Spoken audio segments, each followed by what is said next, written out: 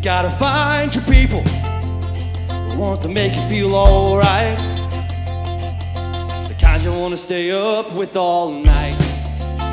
You gotta find your people who wants to make you feel whole, that won't leave your side if you lose control,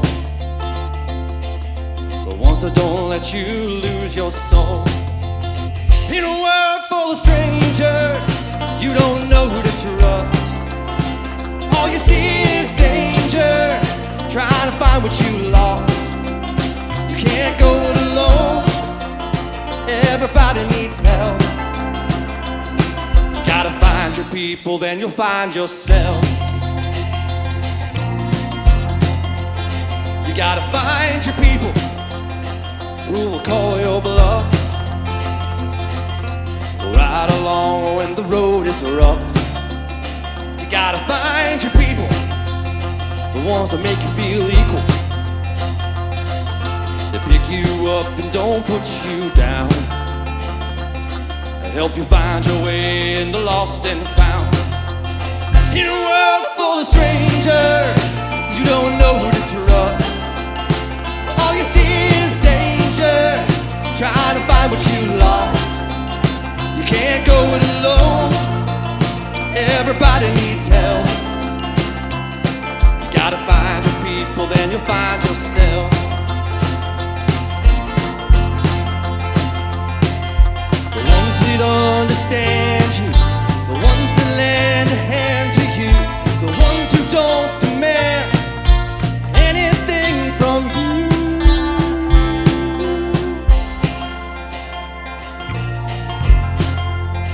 You gotta find your people, the ones that make you feel alright, that tell you the truth, then wish you well.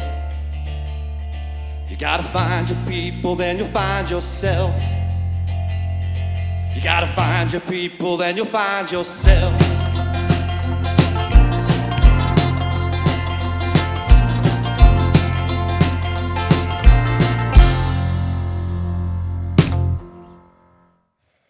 How are you guys out there? You guys are free to take a seat if you're standing. Take a load off. Welcome today.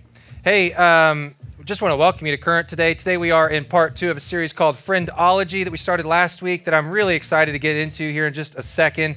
And so that song is going to fit in really well with what we're talking about today. So I hope you enjoyed it, and good job to the band. Well done. It's like a completely different style of music, and they pulled it off. Hey, real quick, I don't like to tend to draw attention to things that can be distracting, but for a second I'm going to do that. Just so you know, we're on what, week 4 of Haze at this point? We're trying to figure it out, okay? It's a little bit of a game to figure out the exact amount, and so we're playing with it, so bear with us. You're like, oh my gosh, it's hazy in here. I get it. We're working on that, all right? But I had somebody ask me a couple weeks ago, why are we doing it? I'll tell you why. Because the haze is what makes you'll see in the next song, in fact, and maybe in that last song, but the haze is what makes the lights actually do things and not just look like lights up here on stage. So, like I said, don't usually like to draw attention to that, but in case you had those questions, there you go. That's we're working it out, and that's why we do it. Okay, so, but first of all, I just want to welcome you. If you're new with us today, so glad that you're here. We would love a chance to meet you. If you're open to meeting us, the way you can do that is you can scan that QR code that's on screen. Just share a little bit of information about yourself with us. We'll share some information about us with you. Also, one of the things that we do if you take that step is we send out a gift card to everybody to one of our favorite local businesses in town. You can go get some coffee or a croissant or I don't know what all they have, but it's amazing. And you can go do that if you take that step today. And we have a couple of nonprofit partners in town that we love to support. And so whenever somebody fills that out, you'll get an email from us with some information about those nonprofits that we partner with. And we send a $5 donation on your behalf just for being with us today. So I'd love for you to take that step. And you should know our agenda around here, we have a mission, and that's to encourage, equip, and lead people to follow Jesus. Wherever you're at on your faith journey, we want to just give you the tools and help you take those steps to follow Jesus, because we believe that following Jesus will make your life better. We believe that following the way of Jesus will make you better at navigating relationships in life, which is what we're talking about today. So speaking of what we're talking about today, we've got a great service ahead of us. First of all, we're going to sing a couple of songs that are going to be led by, I got to get this right, Melody and then Riley, and then Matt. We're going to sing a couple songs led by those three. And then we got something really special that we're going to do that I love when we do this. Last month, my son Ruben got baptized, and he shared his story with us. And so we want to share his story with you and his baptism with you and celebrate that together. So when he comes up out of that water, we love to celebrate big. Love to encourage you to celebrate big with him. And then we're going to get into the next part of our series, Friendology. So talking about how to make our relationships more meaningful and better. It's going to be a good time. So that said, I want to invite you to stand, and we're going to sing some songs together. Here we go.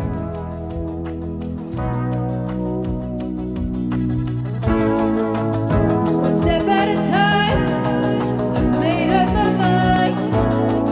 I know you will lead me through. Trust and obey, depend on your grace. I'm leaving the rest to you. And I don't know the answers you'll provide.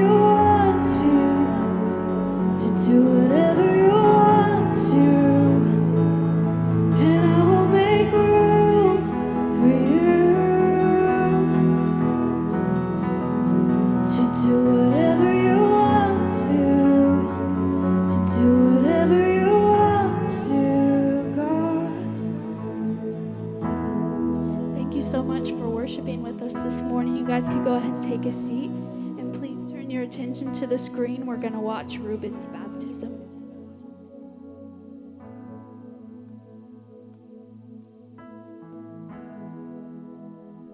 Hi, I'm Ruben Montgomery, and I'm very excited to be baptized. I grew up in church, and I've always believed in God. For me, that means that He is the one and only Lord that created everything for us and is and will always be in my heart. He always moves in people and creates miracles, and I believe in that strongly. I know that following Jesus means that you trust Him to lead you in everything you do, and when things don't go the greatest, you know He has a plan and you can put your trust in Him. I know I won't always get things right, but with God's help, I can still do my best and trust Him. I know that Jesus died for me to forgive me for all my sins, and I know that He loves me very much. I want to get baptized because I want everyone to know that I'm following Jesus in everything I do. I want all the people who know me to know who I'm living my life for, and I want to always have my faith for the Lord locked in. I am very thankful for my parents for teaching me what it means to follow Jesus and helping me learn to live my life for Him. I want everyone to know that Jesus is my Lord and Savior, and I will never let go of Him.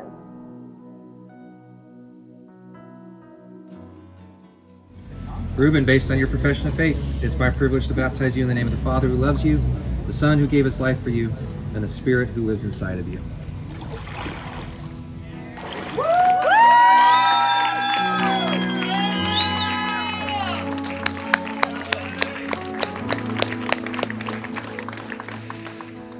Reuben, we are super proud of you, buddy.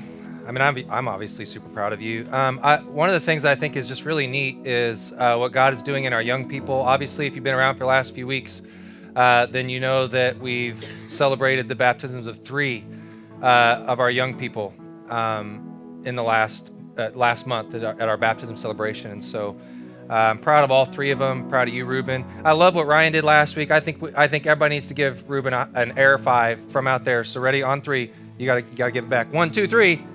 Boom. Love it. Awesome. Hey, if baptism might be your next step, if you've made a decision to follow Jesus with your life and you've never actually gone through with or gone public with that faith by going through baptism, we would love to have that conversation with you about what that might mean for you.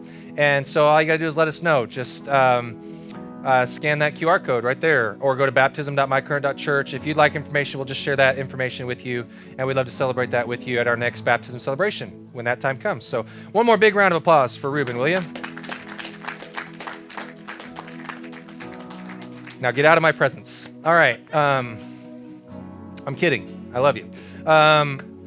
So it is a fourth Sunday of the month. I think I probably failed to mention that earlier, but it's the fourth Sunday of the month, and we love fourth Sundays around here because it's a time when we are for St. Joe, when we are intentionally for our community in tangible ways. And so we do this every single month on the fourth Sunday.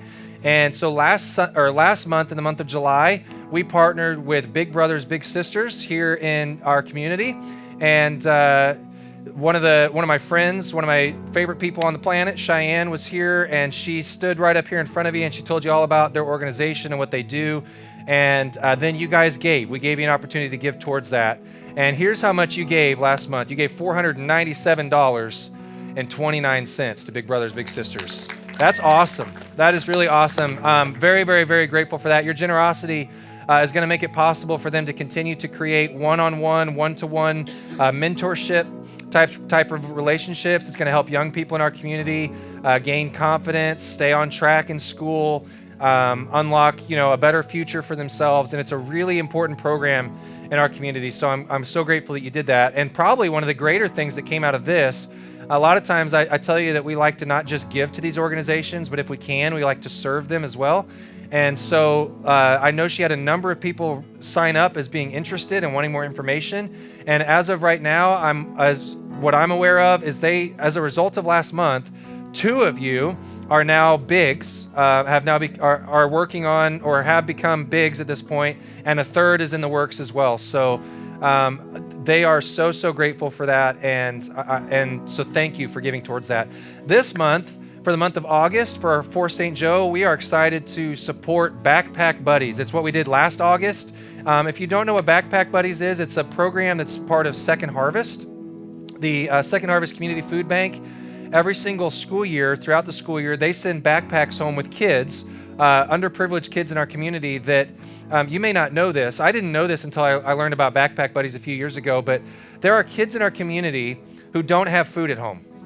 And when they go home on Friday, they don't eat again until they come back to school on Monday, unless they get food sent home with them in backpacks. And so that's what makes this program so incredible. And so they fill backpacks with nutritious food. They send it home with kids. Those kids eat that food, over the weekend, and then they bring them back and they do it all over again the following weekend. And we're told that, get this, I don't even know how this is possible, but we're told that $199 will support one kid for the entire school year, every weekend for an entire school year. And so last year when we partnered with them, you guys gave $500, almost exactly. It was like $499 and some cents, I think, if I recall. You gave almost exactly $500, which meant 2.5 kids. I don't know how that half factors in, but 2.5 kids you paid for to have food all school year long last year. I want to do even more than that this year. We just gave $500 to Big Brothers Big Sisters. That's awesome. I think we can do more than that for hunger in our community this school year. And so I want to invite you to be for St. Joe with us. On the fourth Sundays, here's how it works. We invite 100% of you, even if you're watching online. If you're watching online, you're invited to participate with this as well. But we invite 100% of you to give. And the invite is to give $4. We start there. Some of you can give more than that. Some of you have added a 0 to that. Some of you have added 2 zeros to that in the past. But the invite is for 100% of you to give, even if you're here for the first time. And I know you're walking in the doors going, oh my goodness, the church is asking me to give on my first Sunday. Yes, we are. Because 100% of it is going back out. Not $1 of it goes to us. In fact, we don't even keep the credit card fees and the giving fees. When you guys give, we get charged, giving fees through the card companies. That $497 that you gave, we actually rounded that up to $510, and we as a church covered the giving, the credit card and debit card and ACH fees for you. on your behalf. So 100% of it's going right back out. So scan that QR code, go to forstjoe.com if you're watching online, or if you'd rather just go to forstjoe.com here in the room, you can do that. There's a contribute button at the top of that page. Love for you to take that step. But we want to make sure that we are a church and we're a people that are not just talking about giving, but we're actually serving these organizations. You can go and serve Second Harvest anytime during the year. We usually go there twice a year as a church. That's coming up for us again. I'm excited about that here in the next couple of months. And it's a chance for us not to just talk about being for our community, but actually showing our community that God is for them, and so are we. So I want to invite 100% of you to participate in this thing. Don't let today go by and miss out on your chance. That said, we're going to jump into part 2 of Friendology. Go ahead and turn your attention to the screen. Making friends as an adult is easier than you think. Take Andrew. He's been working remotely for the last 3 years. Now he's back in the office and he needs some friends. With these simple tips, watch Andrew make some new friends. Let's work on sharing a personal anecdote. Oh, after Thanksgiving this year, my therapist helped me identify my top 3 father wounds. Too personal, but you can recover. Let's make the conversation about them. Do you have any father wounds? I have a bunch. What are yours? New strategy. Let's try reconnecting with an old friend. It's great to see you. I haven't seen you since the Zoom meetings. How are your loud kids doing? Can't take that back. And I remember I missed seeing you had your office decorated so nice behind your camera. Are you still living, laughing, and loving?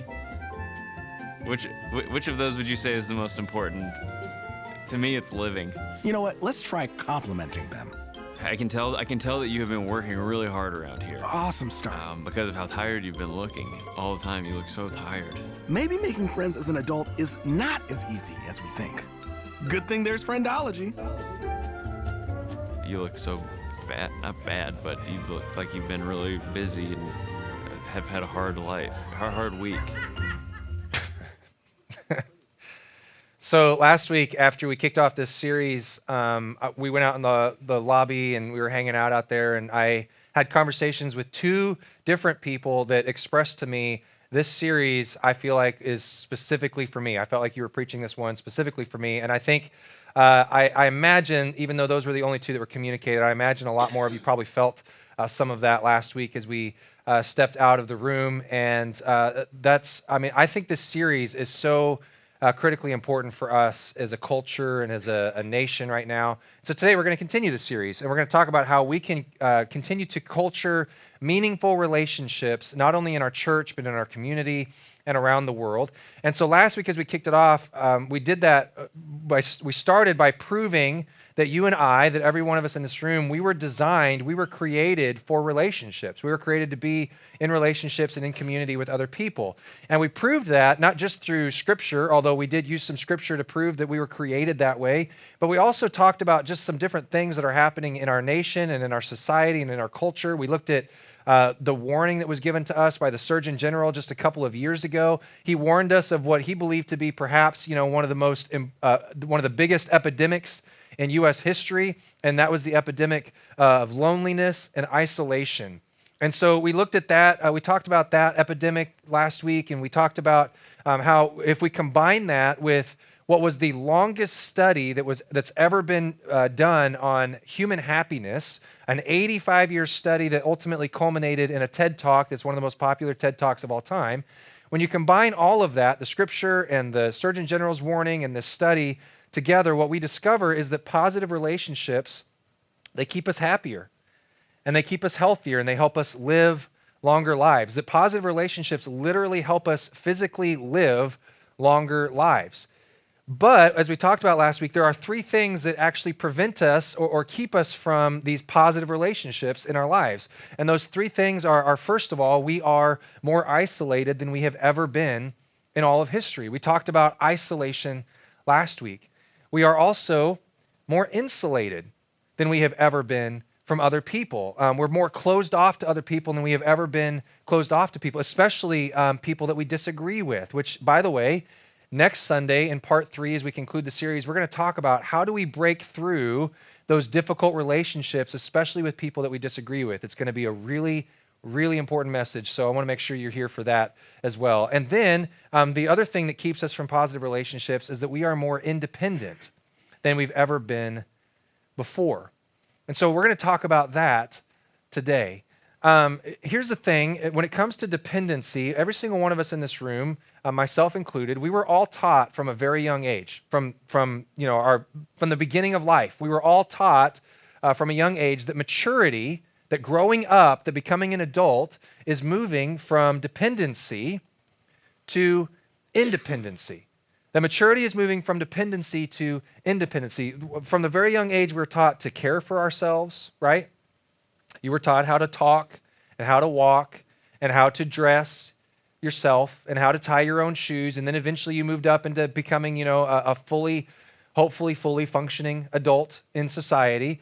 And the idea with that is you were taught, independency is that eventually you need to figure out how to live life on your own.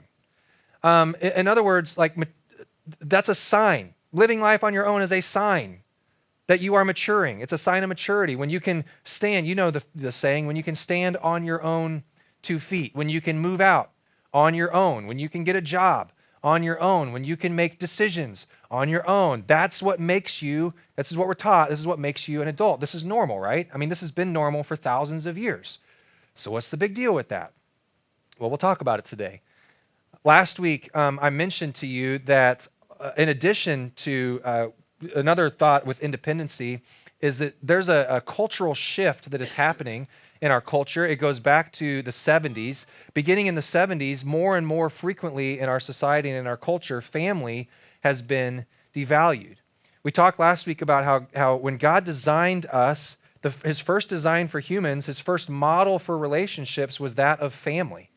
And the family back in the 70s and in the last 50 years, studies just show that model, the family, has been eroding. I mentioned last week that more than one out of every four adults are estranged from their family, that's kind of a crazy stat when you think about it, that 1 in 4 people are estranged from their family. In fact, I looked it up this week. I did a little research. I was curious.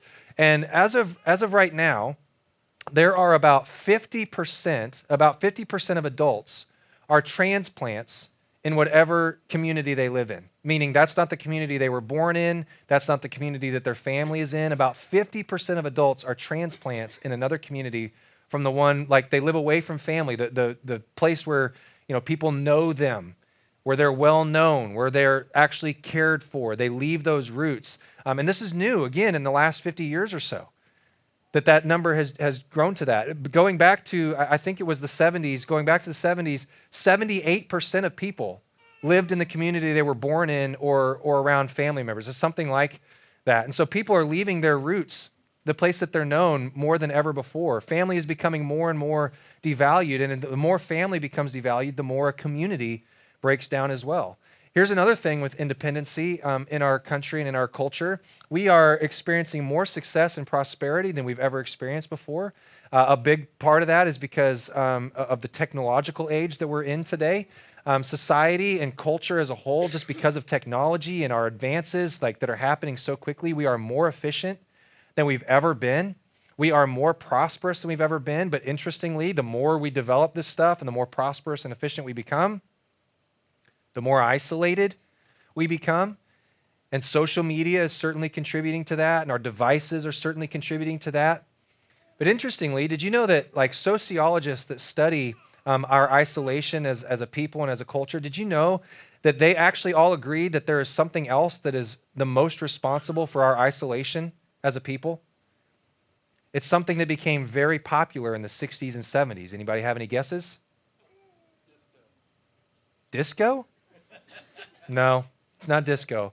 Great guess. But no, it's not disco. It's TV. Sociologists all agree that TV is the thing most responsible for us becoming isolated.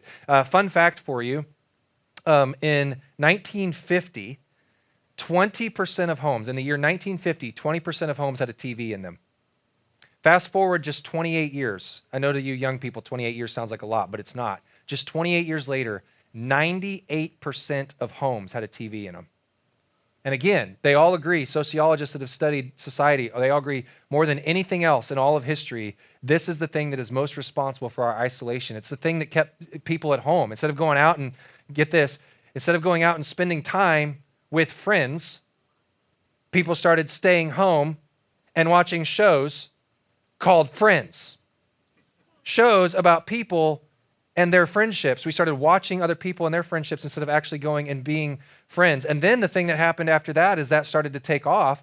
What they discovered is that people started to walk away or leave less and less engagement in clubs, like social clubs. In the 80s and 90s, this started becoming less and less of a thing. They were very, very popular up until this point, but as people started staying home and watching TV, they disengaged from things like the Lions Club, things like the PTA, things like the Boy Scouts, the Girl Scouts. Engagement in those started to drop. Things like book clubs and bowling leagues and softball leagues, and engagement in those things started to decline to a really great degree.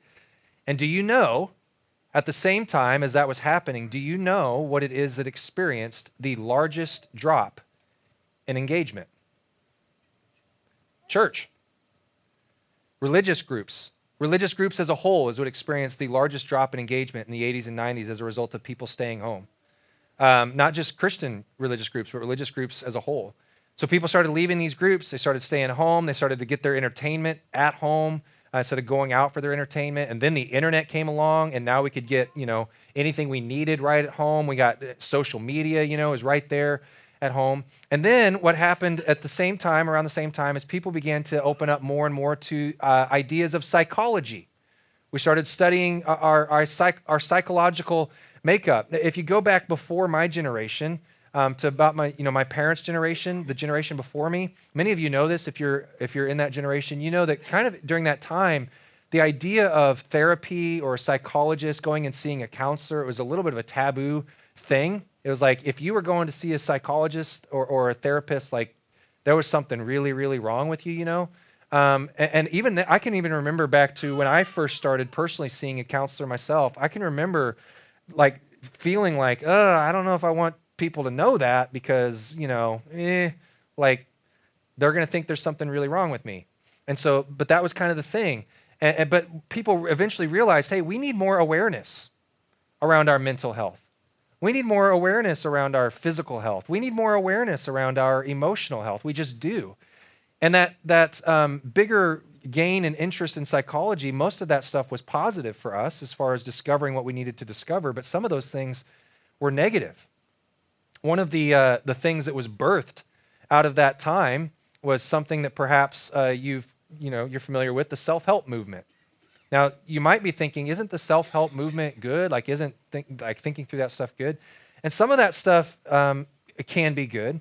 But what happened is in this time period, we started to shift away mentally, especially in the West. We started to shift away mentally from what was previously, the ask not what your country can do for you, but what you can do for your country. We started moving away from that. And in the 70s and in the 80s, it became more and more about how can I help me? What are people doing to help me? In 1985, there was a study that was done on linguistics, economics, and career interest. Linguistics, economics, and career interest, which means in 1985, they studied what are people talking about, what is driving our economy, and what is driving career interest. And do you know, like for the first time in 1985, as they conducted this study, they discovered that for the first time in U.S. history, the primary language of human beings in our country was that of personal ambition, which meant for the first time in our country's history, moving into second place as our primary language was that of collective commitment. Where we once as a country looked out and looked around us and we saw, our community of people around us and we saw other people around us as our first priority, we now became about our own ambition, ourselves.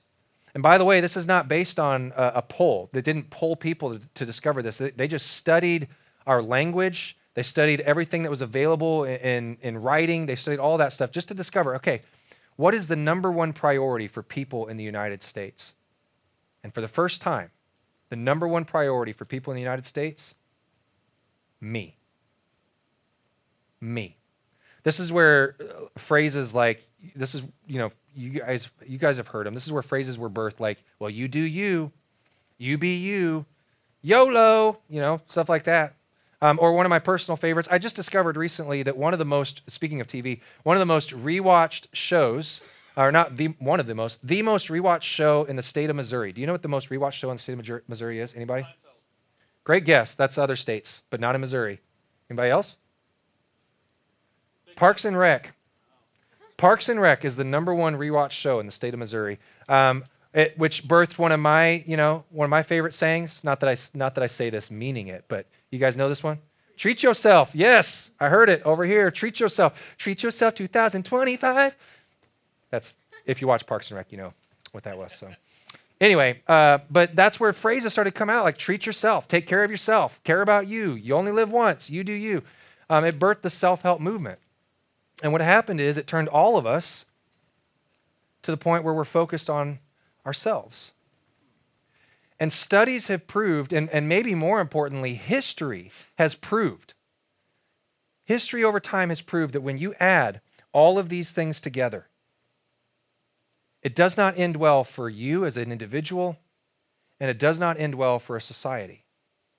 And so to illustrate this today, I want to look at a story together, a story from the Old Testament.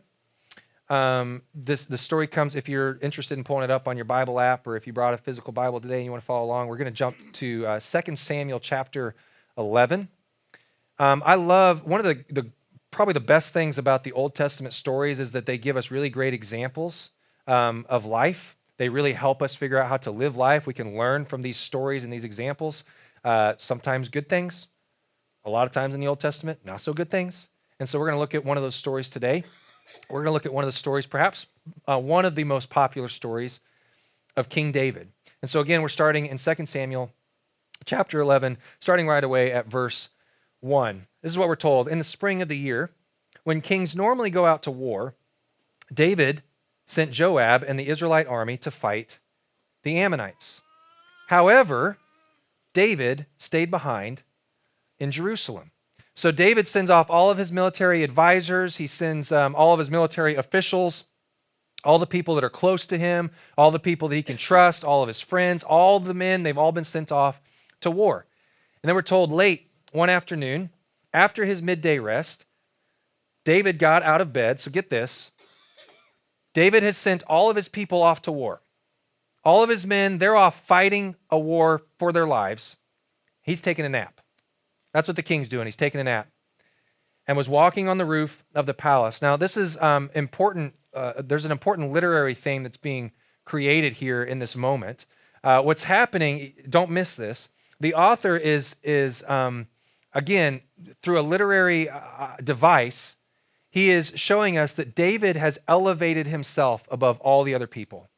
And we're told that as he looked out over the city, he noticed a woman of unusual beauty taking a bath. And so he sent someone to find out who she was, and he was told, she is Bathsheba, the daughter of Eliam, and the wife of Uriah the Hittite. Now these are like important details here for this conversation that's happening. Okay, so picture this, David up on the roof, he sees her, he's like, oh my goodness, she is gorgeous. Like, even if like nothing happens, I gotta at least know who she is. I gotta know, right? And so he sends somebody to go find out who she is. And this person comes back and they're like, hey, just think you should be aware. This is somebody's daughter. This is somebody's wife. Now remember, there's nobody there with David in this moment to caution him. All of his advisors, all the people that would caution him and tell him not to do something stupid, all of his men, they're all off at war. So because of that, David, he sent messengers to get her. And when she came to the palace, he slept with her. Now keep in mind, he sent a messenger to go get her. Messengers are not people that give advice. They're just people that carry messages. He's not going to give David advice in this moment. And don't miss what has just happened as we've just read through this story to this point. Don't miss what has happened. This is a direct reflection. Like we've proven it through studies. This is a direct reflection of what is happening in our culture today. That David, because of his pride, he stayed behind. As far as he was concerned, war, that was beneath him. And then he takes somebody else's daughter and wife. He devalues the family model in this moment. He's elevating himself. He's putting himself above other people. He's putting his own wants, his own desires. He's putting all that above everybody else. And so he sends somebody to get her for himself. Do you see the parallels here between what David did and what is happening in our culture? In our culture of you do you. You can do whatever you want. Whatever, like, it does not affect other people. You can live independently. You can do your own thing. You can live life on your own. There's some direct parallels here between how we live our lives today in our nation and how David was living in this moment. And while other people could see the impending disaster, David was not able to see it. Why? Because he was trying to do life on his own. And here's what's interesting. What happens after this is Bathsheba gets pregnant as a result of this. David, realizing that he's messed something up, he decides, I'm going to fix this problem on my own. He tries to control the situation. Again, he elevates himself over everybody else involved, including Bathsheba, her husband, all of them. He elevates himself above the community. He's trying to live life independently. So here's what he does. He sends a message off to war. He says, hey, I want you to send Uriah back home and send him home with a report. Send him home with a report of how this war is going. I want to know. And he's hoping that when Uriah comes home, that he'll go home to his wife and sleep with his wife and then think that this baby is his baby. But interestingly, as Uriah comes home, he refuses to go home to his wife. He refuses to go home to Bathsheba. In fact, he refuses multiple times, one of which is even after David gets him drunk. Picture this. David, just think about the irony here. David is drunk on his success and his power. He's intoxicated by his success. And Uriah, even when he's literally intoxicated, is still thinking about other people. How do we know? Because David actually asks him, why will you not go home to your wife? And Uriah replies, look at this. The ark and the armies of Israel and Judah are living in tents. And Joab, my commander, and his men, my master's men, they're camping in the open fields. Uriah's eyes are on the community. He sees everybody else above himself in this moment. How could he go home and do a selfish thing in this moment when other people are out at war? He's like, how could I go home to wine and dine and sleep with my wife? I swear, I would never do such a thing. And you would think in this moment, based off of the reply, the response of Uriah, you would think that this would be a wake-up call for David, right? Wrong. It's not. It gets worse. David makes it even worse. He sends Uriah back to the war with a sealed envelope, and inside that envelope are directions to Uriah's commander. I want you to put Uriah on the front line of the war to ensure that he does not survive. And that is exactly what happens. Uriah ends up getting killed in war. And David, he does the whole mourning thing for Uriah for as long as it's, required. And then he takes Bathsheba to be his wife. Now, if you don't know the story and how things go from there, you're probably thinking at this point, okay, wow, great. So, the stupid rich jerk, wins again. That's just awesome. Isn't that how life goes? But that's not how life goes for them. First of all, the baby dies, doesn't survive. There's some consequences for David's behavior and his actions. Obviously, there are messengers involved and there are other people involved that know what has just happened. And so David has destroyed his moral authority with his people, the people that he's ruling over. And probably the worst thing of all of this for David is that his biggest failure, the worst failure he's ever had in his life, is documented for all of history. We're literally reading about his biggest failure today because he was an idiot. And the biggest difference between David and Uriah, as we look at this story, the biggest difference between the two of them is specifically how they see themselves in relationship to the community of people that are around them. I told you last week that there are studies after study after study that tell us over and over and over again, you need other people. You need other people. That other people in your life, relationships in your life, they are important. You cannot live isolated. You cannot see yourself as not needing relationship and community. When you don't see the importance of relationship and community in your life, you isolate. You act independently. You live independently. And listen, like living independently in and of itself is not a bad thing. That's what we're taught to do, right? To be independent, to be contributing members. We need to grow up so that we're contributing adults to our society. But perhaps what we need, or I wouldn't say perhaps, I would say what we need more than independence is we need interdependence. There's this thing called the law of interdependence. If you're not familiar with it, this is what the law of interdependence is. The law of interdependence says nobody acts completely on their own. That the decisions that you make are not solely yours, do not solely impact your life.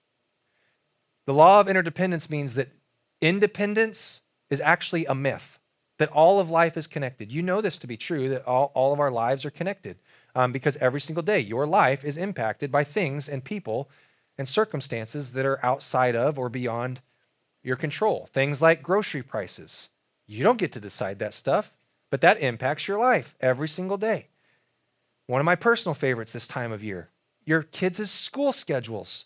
You have no control over your kids' school schedules, and yet it impacts your life on an almost daily basis. Yesterday, I went to Walmart on a Saturday afternoon. Big no-no.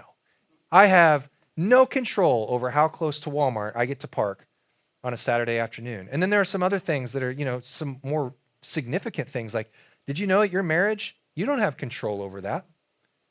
Not completely, because there's somebody else involved in that relationship. How your kids turn out, you don't have control over that. That's the law of interdependence because other people are involved in your kids' lives. How things go for you at work, you don't have control over that because you have other coworkers and you have bosses. But when we can learn to be in healthy interdependence with other people, do you know what it does? It keeps us sane.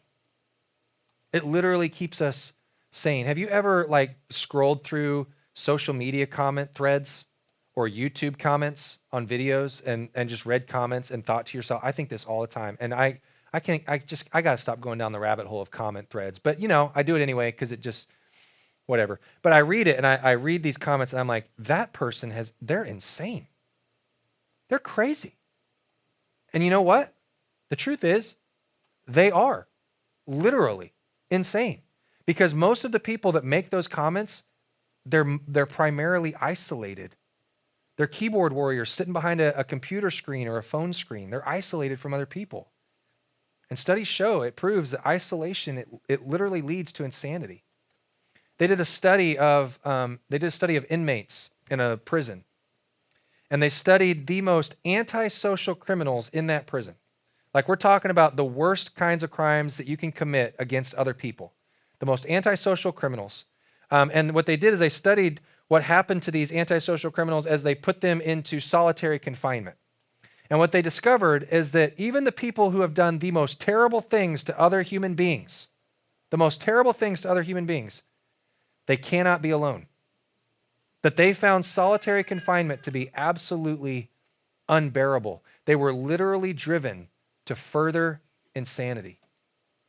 This is why when you see people that are going through really tough stuff in life, when they're really struggling through something that they just need to work through, this is why they continue to do really insane things, really dumb things. They continue to make it worse because you cannot do the tough stuff of life alone. We cannot live our best lives independently. We literally can't do it. And I make this next comment. I don't mean to insult you, so don't be offended. I'm not saying that you are the most antisocial criminal, but there are some things that are messed up with you. There are some things that are messed up with me. We all got, some things that are wrong with us. Again, you're not the most antisocial criminal, but you're messed up, and I'm messed up. And those things that are messed up inside of us, we can't see those things. We tend to be so blind to those things. Other people can see them, and we got to deal with them. And when we are in relationship with other people, they help us deal with those things. that we got to work through in our lives. If you've got close friends in your life, people that you trust and you invite into your life, if you're paying close attention, even if they don't say it verbally, they'll tell you non-verbally when you're doing foolish things, when you're making poor decisions, when you're living life arrogantly. They'll tell you that's the value of having people in close proximity to us. Here's one of the other things that is a benefit of living in interdependence, living in close proximity with other people. When you live in close proximity with other people and develop those relationships, when you're with other people, do you know what you're going to discover? They're messed up too. And they have needs too. And they have things that they need to work through too. And when you discover other people and their needs, the things they have going on, did you know that you literally can't, in that moment, focus on yourself? There are two, like when we talk about community groups around here, there are two big pushbacks to community groups, and I get it. Like the first one is time. We got a lot going on. We got stuff. I get it. That's one of them. But we make time for what's important. But the other big one, I get it. I sense it. But one of the biggest pushbacks is, I got to hang out with other people that have problems. Really? I got to hang out with people that have problems. Did you know that hanging out with other people that have problems is good for you? It just is. Scientifically, it's good for you because it gets the focus off of yourself. In a culture that is constantly pushing you to focus on yourself, it keeps you sane. It helps you avoid being stupid. When we are living in a community of interdependence, we have an opportunity to unload on other people.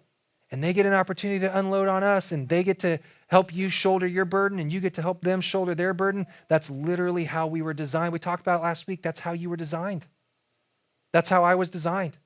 We were not designed to go through life all alone. We were designed for something else. And I'm going to try and say this right as best I can, but we're designed for something called all alone. And before you think that I just made that up, I didn't. This is a literal Greek word that we find in the New Testament over 100 times. When we translate it into English, the word all alone in Greek means one another. You've probably heard the one another's of the New Testament at some point. There's over 100 of them in the New Testament. It also translates as mutually or reciprocally. We're doing it for one another. This is how. All alone is how we can be in community. It's how we can be the church. It's how we can be in relationship with one another. The one another's of the New Testament are things like love one another, carry one another's burdens, be kind to one another, encourage one another, restore one another, bear with one another, accept one another, and submit to one another. Did you know that you literally need these things in your life? You need them. Psychologists have actually discovered what they refer to as the 7 keystone relationships. There's 7 different types of relationships that we can all have, and they call them the keystone relationships, meaning we all need all 7 of them. We all need them. And if you take the 100 plus one another's that we find throughout the New Testament, every single one of them fits into one of those 7 keystone relationships. Interestingly, the psychologists have discovered there are 7 different types of relationships that we need, and the one another's in Scripture have been right there all along. We just have to be paying attention. It's things like this: safety and security. We need learning and growth. We need practical and physical help. We need romantic intimacy. We need fun and relaxation, emotional closeness and confiding, and we need affirmation and shared experience. Can I just ask you today, do you have all 7 of these in your life? Not to be presumptuous, but I can tell you, you don't. Because none of us do. There's always, for all of us, there's an area here that we're lacking. So let me just ask you a question today. Which one of these areas are you lacking in? Which one of these things are you missing? And while there's no magic wand, there's no specific steps that you can take to introduce these types of relationship into your life. Sometimes around here we refer to them as providential relationships. Providential meaning God brought those relationships into our lives at just the right time for just the right place or just the right scenario. There's no magic wand, but there are steps that we can take. The first step that we can take is just to be willing to seek it. Be willing to look for it. I think one of the greatest ways that you can start to find some of the things that you're missing here is community groups. Getting involved with other people in our church and getting into each other's lives. Last week I told you last week, you need more than one person in your life. You need more than one friend. You need more than your spouse. You literally can't get all 7 of these from one person. You're deficient in one of these areas. So which one? David was deficient in the area of growth. David was deficient in the area of confiding. David was deficient in the area of having somebody to challenge him. There was nobody around to caution him. Maybe that's yours today. Somebody's not challenging you. You don't have somebody you can confide in, you can talk to. David needed a friend. And so because of that, we're told the Lord, he sent Nathan. So here's David. He's living all isolated. He's withdrawn from all of people, his men, his army. He's made mistakes. He knows a painful experience is coming. And so God, he sent him a friend. And Nathan was a friend to David because earlier in David's life, Nathan had spoken into his life in such a way that it made a positive impact. And so David trusted Nathan. And God knew that David trusted Nathan, and he knew that Nathan could get close to David. And so Nathan gets close to David. He tells him a story. He says, David, I want you to hear this story. There's a rich man and there's a poor man. The rich man, he was expecting guests to come to his house from out of town, and he wanted to entertain those guests. He wanted to feed those guests. He wanted to take care of them. And so the rich man, he went to the poor man's house, and he stole from that family the poor man's only lamb. In fact, because they weren't shepherds, it was their only lamb. It was probably like a family pet. The rich man went and stole their family pet so that he could slaughter it and so that he could entertain and feed his guests coming from out of town. And as Nathan told this story, we're told that David, he was furious. He said, as surely as the Lord lives, he vowed, any man who would do such a thing deserves to die. David's like, who is this? Who is this man? I want to do something about it. There's going to be consequences. And Nathan, he said to David, you're that man. You are that man. It's like the Lord, the God of Israel, says, I anointed you, King of Israel, and I saved you from the power of Saul. This is God. He's like, I anointed you. I saved you. I gave you your master's house and his wives and the kingdoms of Israel and Judah. And if that had not been enough, I would have given you much, much more. David, listen to me. You cannot do life alone. You need all alone. You need a Nathan. You need somebody in your life that you trust. And by the way, you need to keep in mind, this is God speaking to David. David, you need to keep in mind, I'm the one who gave you your house and your family. I'm the one that made you king and gave you your kingdom. And if you would have just trusted me and if you would have made better decisions, I would have given you much, much more. Can I just tell you, just to take it away from David for just a second, and I want to speak directly to each one of you individually for just a moment. I'm not sure what it is that God wants for you in your life and your future and what he has for you, but I can promise you this. It's scriptural. He wants more for you than you could possibly think and expect and want for yourself. It might not be what you really need, or it might not be what you think you need. It might be what you really need. But God has so much more for you than you could possibly think or expect or want. So Nathan asks David, he's like, why? Why have you despised the word of the Lord and done this horrible deed? Here's why. This is why. Because in the spring of the year, when kings normally go out to war, David stayed behind in Jerusalem. He was successful. He was the king. He'd been through all that war stuff. He made it. He was there. He arrived. David forgot, I'm part of a community. I'm part of a kingdom. I've got advisors and men and friends. David isolated himself. And then he messed up.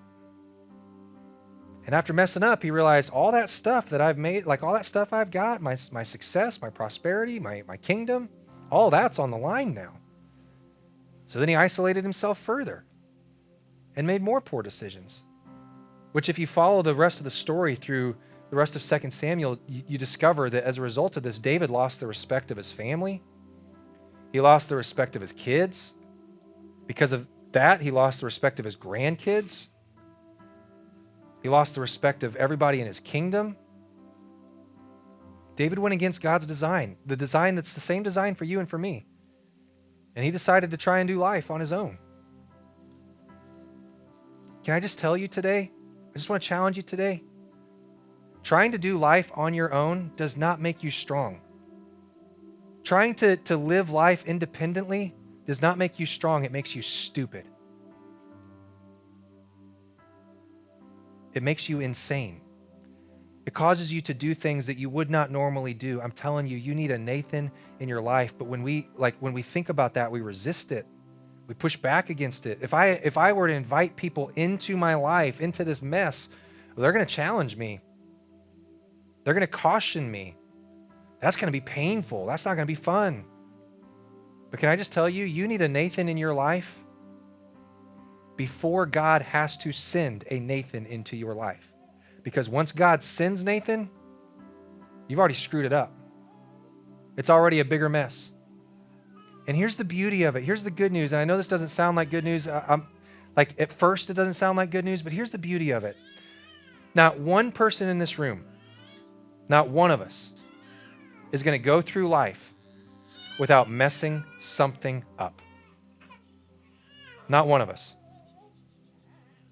But the beauty of it is that God provides grace for all of us. He provides healing for every single one of us.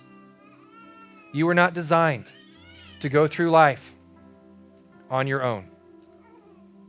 You were designed for all alone.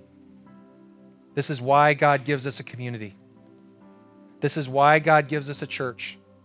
This is why God gives us people. And when we move away from that, when that begins to erode in our lives, society begins to erode right along with it. So the challenge today, the invite today is to take a step. Pursue one of those 7 areas that you know you're lacking in.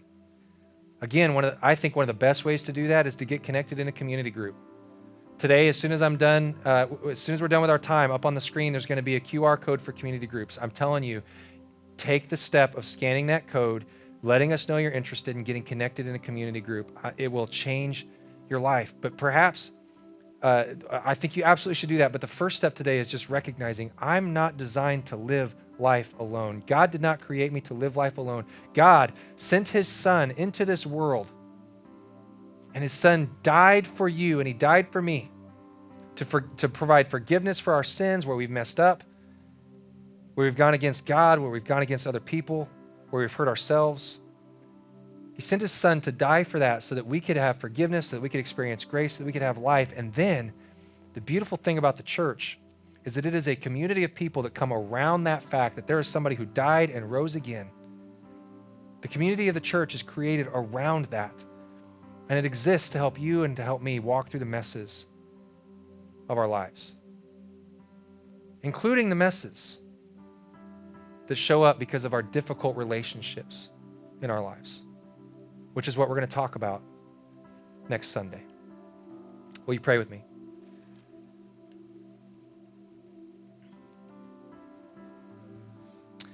God, just like I pray so often in this moment every week, I know that this is easier to listen to and know that we need to do something, but not actually take a step and do it. So God, I pray that today, whatever we need to do to take a step and get somebody in our lives, to invite Nathans and friends and people into our lives that we need in our lives, so that we're not trying to do this thing on our own. Pray that you would give us the courage and the strength and the wisdom to do that. I pray that not only would we take the steps, but as a result, we would begin to experience those providential relationships. We'd begin to experience the fullness of meaningful community that you designed us for, that you designed me and every single person in this room for, that we would truly experience it to the degree that our lives begin to change, that our messes, we begin to work through them. As painful as they may be, as difficult as they may be, that we would begin to work through those messes and do something different. So God, just like every week, I pray for the wisdom that we would know what to do with this today. And not just the wisdom, but the courage to actually do it. We love you, Jesus. We pray it all in your name. Amen. Next week, the conclusion of Friendology, Part 3. Love to have you back for that. And it's going to be a good time. Have a fantastic week this week. Don't forget Fourth Sunday as well. If you haven't had a chance to give to that, love for you to support Backpack Buddies, and let's feed some hungry families in our community. See you next Sunday.